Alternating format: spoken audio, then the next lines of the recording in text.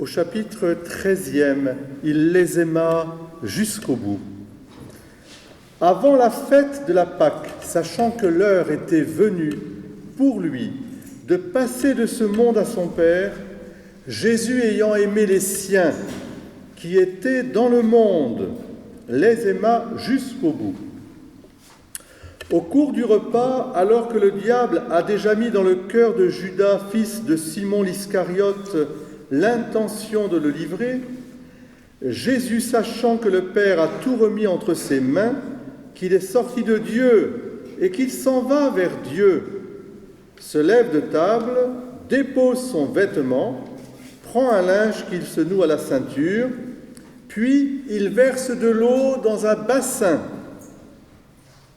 Alors il se mit à laver les pieds des disciples et à les essuyer avec le linge qu'il avait à la ceinture. Il arrive donc à Simon-Pierre qui lui dit « C'est toi, Seigneur, qui me laves les pieds ?» Jésus lui répondit « Ce que je veux faire, tu ne le sais pas maintenant. Plus tard, tu comprendras. » Pierre lui dit « Tu ne me laveras pas les pieds, non, jamais. » Jésus lui répondit « Si je ne te lave pas, tu n'auras pas de part avec moi. » Simon-Pierre alors lui dit « Alors Seigneur, pas seulement les pieds, mais aussi les mains et la tête. » Jésus lui dit « Quand on vient de prendre un bain, on n'a pas besoin de se laver, sinon les pieds. On est pur tout entier. Vous-même, vous êtes purs, mais non, pas tous. » Il savait bien qui allait le livrer, et c'est pourquoi il disait « Vous n'êtes pas tous purs. » Quand il leur eut lavé les pieds, il reprit son vêtement, se remit à table et leur dit « Comprenez-vous ce que je viens de faire pour vous ? Vous m'appelez Maître et Seigneur, et vous avez raison, car vraiment je le suis. Mais si donc moi, le Seigneur et le Maître, je vous ai lavé les pieds, vous aussi vous devez vous laver les pieds les uns aux autres. C'est un exemple que je vous ai donné afin que vous fassiez vous aussi comme j'ai fait pour vous. Gloire et louange à toi, Seigneur Jésus. Asseyez-vous.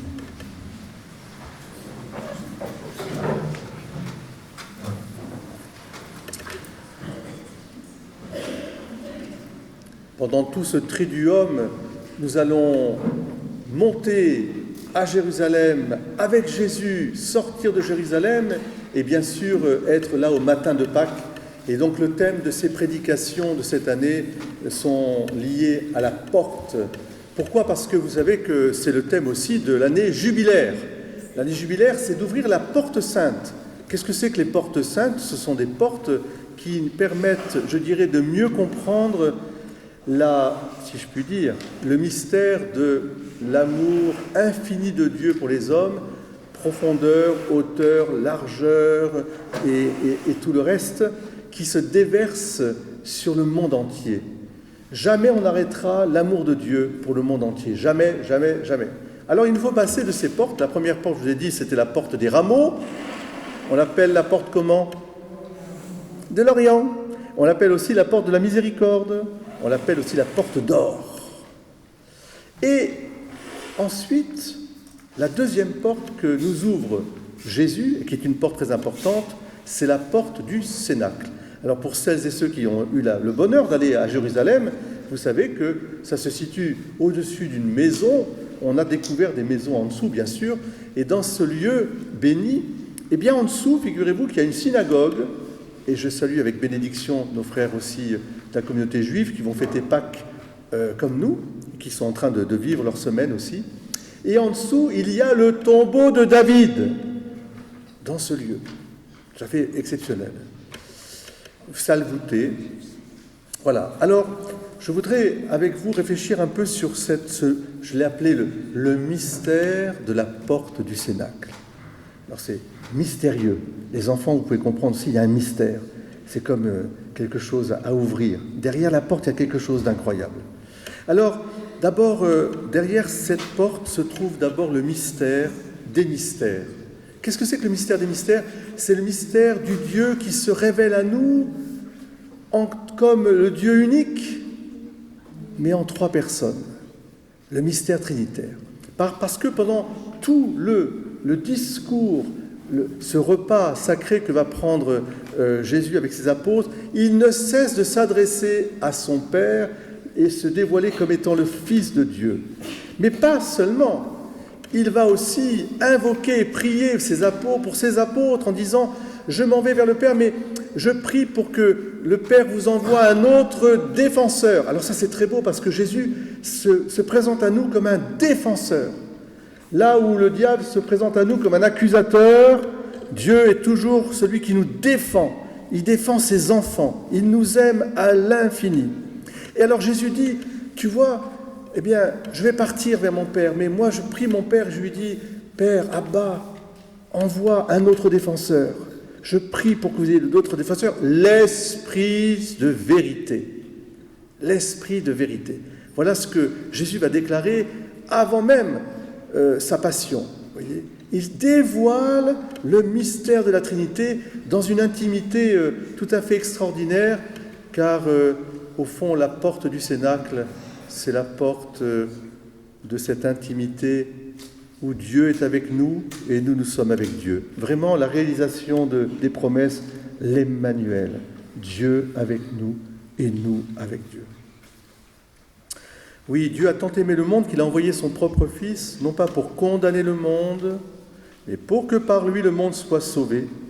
Et l'Esprit et l'Église que nous sommes aujourd'hui encore, eh bien nous en sommes les témoins jusqu'à la fin des temps. Ça, c'est cette entrée, ce mystère des mystères, la porte du Cénacle s'est ouverte et nous sommes bien. Il nous est bon d'être ici, Seigneur, parce que tu nous parles de Dieu, tu nous révèles ce Dieu famille et nous nous sentons pleinement en famille avec toi. Il est bon d'être ici, nous sommes dans l'intimité. Et pour que cette intimité soit encore plus forte et plus grande, eh bien, à l'intérieur même du Cénacle, une autre porte va s'ouvrir. C'est la porte du mystère de l'Eucharistie. Oui, Dieu, amour, se donne à nous en nourriture. Nous sommes à un repas, mais pas n'importe lequel.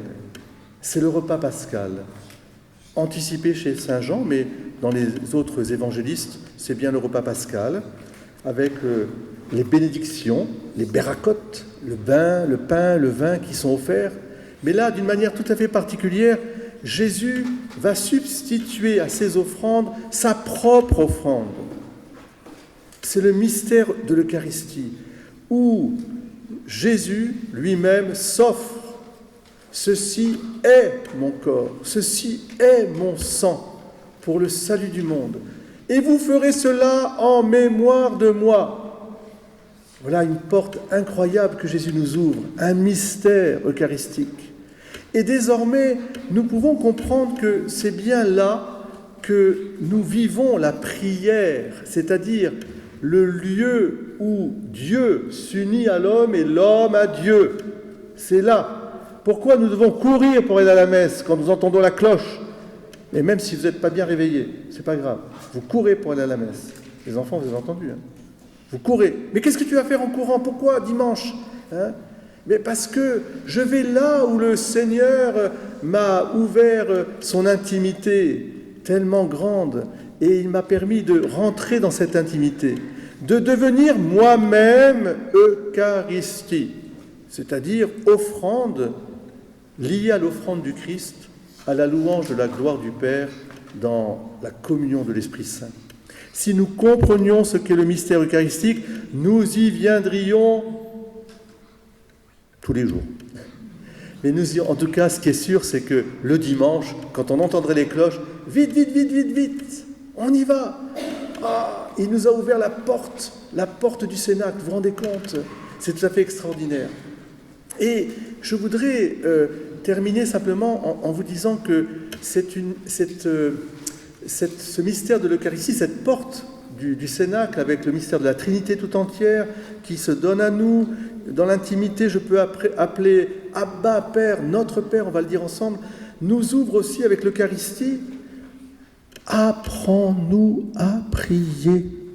Souvent, j'entends des gens qui me disent « Père, je ne sais pas prier, j'ai du mal à prier. » Et moi aussi, bien sûr, à dire à notre Père sans distraction, je ne sais pas.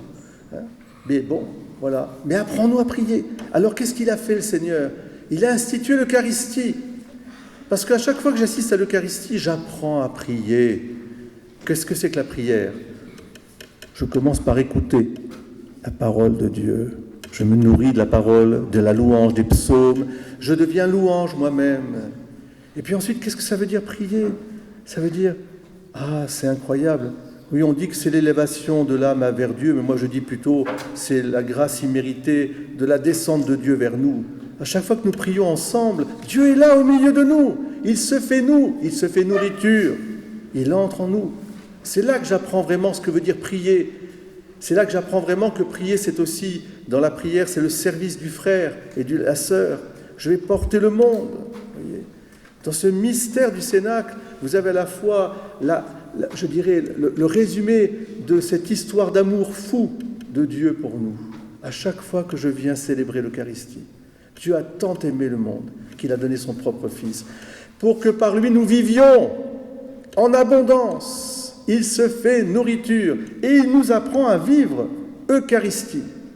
Soyons des femmes et des hommes eucharistiques et qu'en ce jeudi, précisément, nous prenions la résolution de vivre pleinement nos Eucharisties dominicales en nous préparant, en entrant par la porte qui est le Christ. On verra à la fin, dimanche, dans la nuit de Pâques et dimanche, nous verrons l'autre porte magnifique qui nous est ouverte, bien sûr, dans le sacrifice du Christ. Et alors, par anticipation, de même que le Christ a anticipé sa mort et sa résurrection en nous offrant le jeudi saint, l'Eucharistie, à chaque fois que nous célébrons ensemble l'Eucharistie, nous renouvelons bien sûr son sacrifice unique, mais nous anticipons déjà le royaume éternel. Nous sommes déjà au ciel. Est-ce que vous comprenez ça? Quand nous vivons l'Eucharistie, c'est l'Eucharistie du ciel que nous vivons. Vous le comprenez, ça? C'est pas seulement de la terre. Misère de misère sur la terre. Non, c'est relever la tête, relevez-vous, regardez vers le ciel. Les anges sont là, les saints sont là, la Vierge Marie. Et Jésus au milieu de nous. Il se tient au milieu de nous. Ce n'est pas pour rien que le premier jour de sa résurrection, il sera là, au Cénacle, auprès de ses apôtres, qu'il nous trouve, nous aussi, présents, aujourd'hui, ce vendredi saint aussi, avec une grande ferveur de nous unir à sa passion, mais où tourner déjà vers la résurrection. Nous anticipons le royaume éternel à chaque Eucharistie. Voilà pourquoi nous ne pouvons pas ne pas aller à l'Eucharistie dominicale. Soyez bénis et surtout, bénissons notre Dieu qui s'est fait pour nous tellement proche, tellement l'un de nous. Merci Jésus pour le don de l'Eucharistie. Merci Père, notre Père du ciel, de nous avoir donné ton Fils. Merci à l'Esprit Saint de continuer à répandre, qui était l'ami, qui est notre ami, de répandre Jésus, de le communiquer à travers les dons des sacrements. Amen.